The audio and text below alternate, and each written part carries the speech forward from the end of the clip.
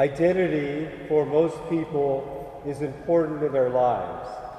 Who do they identify as? What is their identity or perception from other people? Today we have this beautiful exchange in the gospel that really identifies who Jesus is and who Peter is. It's a famous gospel that we all are aware of, and the question that Jesus poses is, who do people say that I am?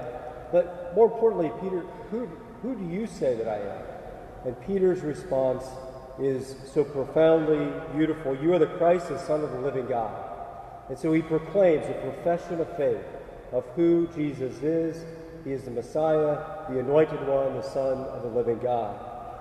But Jesus doesn't stop there. He blesses him then for this. And he says, this didn't come from you, but it came from above. It came from our Father. And then he goes on to tell Peter who he is. He says, you are Peter, Petros, and on this rock I will build my church, and the gates of the netherworld will not prevail against it. A beautiful exchange of identity. Who is Jesus? Who is Peter? And what is Peter's mission, more importantly?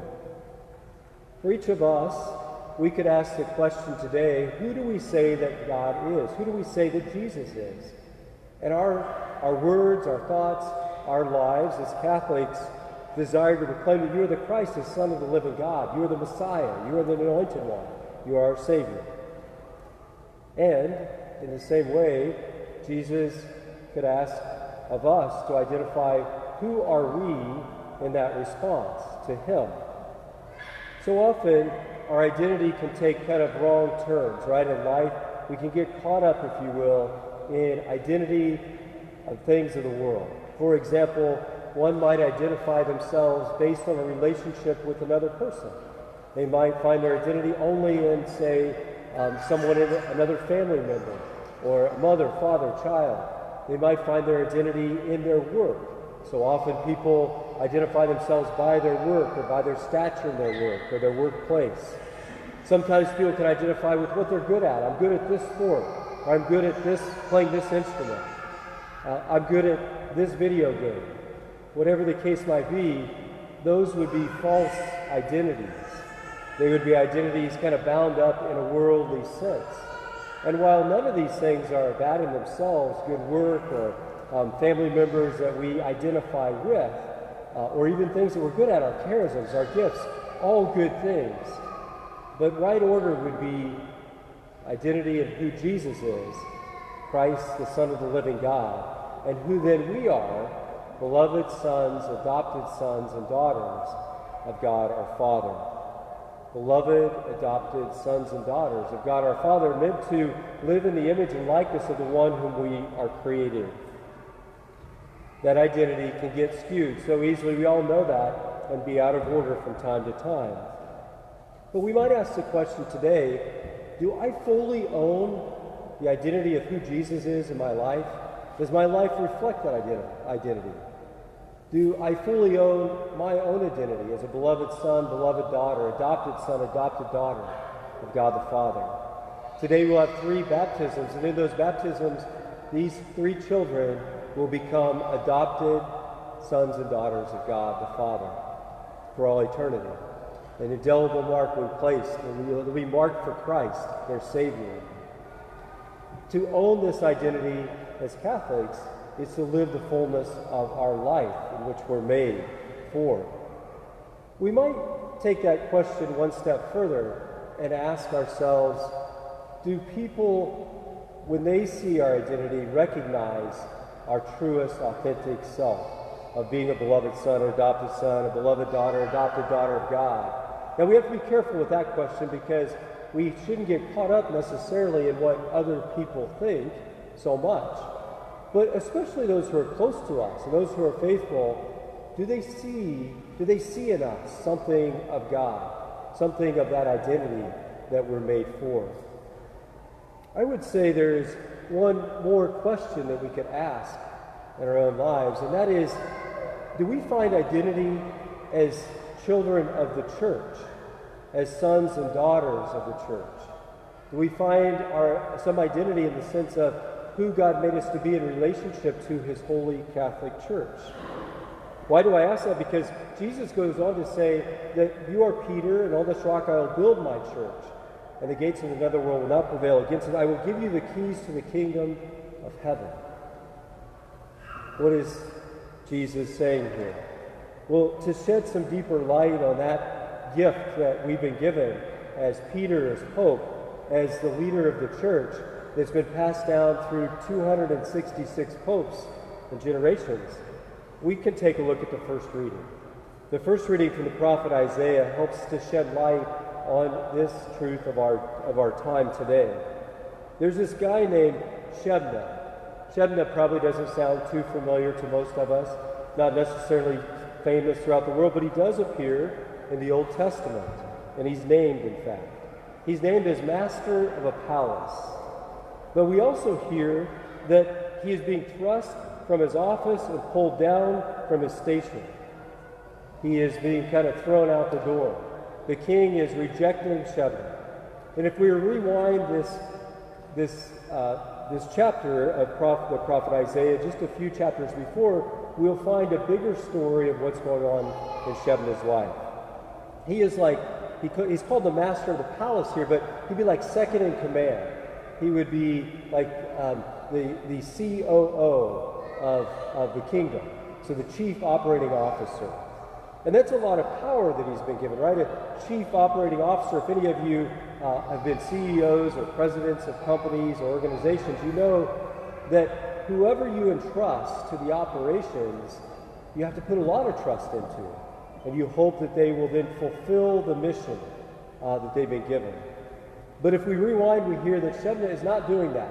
In fact, we hear that he's kind of trying to glorify himself, serve himself, build himself up. He's kind of building this shrine to himself. He's taken the resources of the kingdom, the people, and the money, the resources, and he's building this shrine to himself so that his name will live on for a long time, so that he will be recognized as having been powerful, having had prestige, and having climbed the ranks to be this second in command in the kingdom.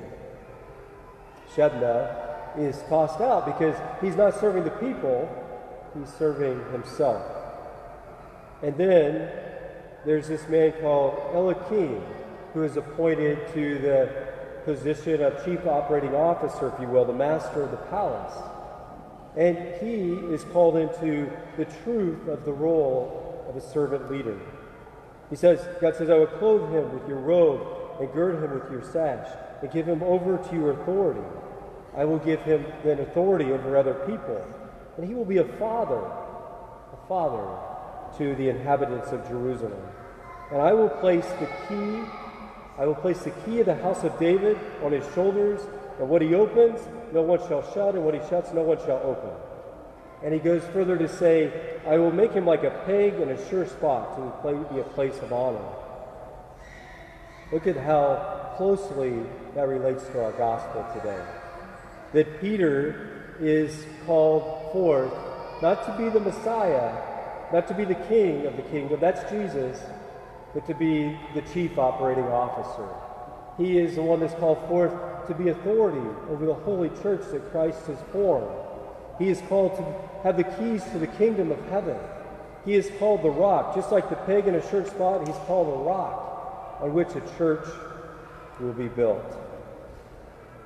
And so I ask you, do you identify as a loyal son or loyal daughter of the church?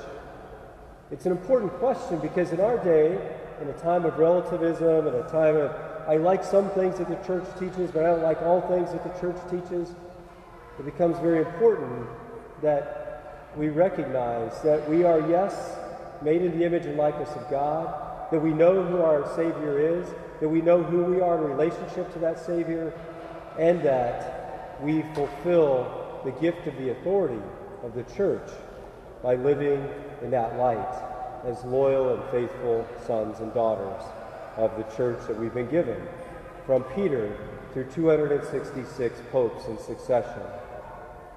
Now, have all those popes been squeaky clean and pure in all they've done? We know that. No, the answer is absolutely not. in their humanness, some of them have not fulfilled the authority in the way that God would ask of them. But does that mean that we throw out the church because some have not fulfilled the gift of servant leadership in the church and the authority they've been given to be passed on, the deposit of the faith? No, that would be like if we had a bad teacher that had poor authority over students and we threw out all teachers. Or it'd be like if we had a bad police officer who did something wrong and we threw out all police officers. Or it'd be like if we had a bad priest and because of that we threw out all priests. If we had a bad parent and because of that we should not have parenthood anymore. It has no reason to it. And so too with the authority of the church. The good authority of the church from Peter, given to Peter, is an authority of love. It's an authority of servant leadership. In fact, over the generations, many of the popes have claimed themselves as servant of servants. Servants of servants. How humble that they want to serve us. And then that authority then is given to bishops to serve in their dioceses. And bishops gives priests and deacons authority to serve in their local parishes. And priests and deacons give the people authority to serve well in their families, in their communities, in their workplaces. It's an authority that any of us at any time could abuse in our humanness. And yet today, we can ask ourselves, are we loyal and faithful sons and daughters of the church? Are we passing on the deposit of faith to others in our community, in our families, in our relationships? Are we passing it on authentically? Or do we like for it to be a smorgasbord where we pick and choose, and I like some of these things, but some of them are too hard, or some of them I think are outdated or irrelevant in our time? No, this authority is 2,000 years past to us, in which if we struggle with something, we're called to grapple with that. We're called to study more deeply. Why does the church teach this, and why has it taught it for all these generations? How is this authority meant to be for service, the truest and authentic service of love to others? And we know that that's not always easy. But yet we know to abuse the authority that we've been given is then to abuse the gift that has been passed to us from Peter through all these generations. Tough questions, right? But powerful questions for our prayer this week. Do we claim Jesus to be the Son of the living God by our words, our thoughts, and our actions? And where we fall short, how can I grow in virtue so that my life proclaims Christ to others? Do we own our own identity as beloved adopted sons and daughters of God the Father? And where I fall short, how can I grow in this identity myself? Do others see us in the identity of Christ, in the identity of our true authentic image and likeness of God the Father? And where we fall short, then we should be a better example to others. And to identify as someone who is a loyal and faithful son or daughter of the church. And if I fall short, how is God calling me to something more to grow in my own life in that faithfulness? This week ahead, as we ponder these questions, may the gift we receive right at this holy altar, the gift of His Word, fortify us so that we can live most authentically as those beloved, adopted sons and daughters, and be loyal, faithful, participant sons and daughters of His church.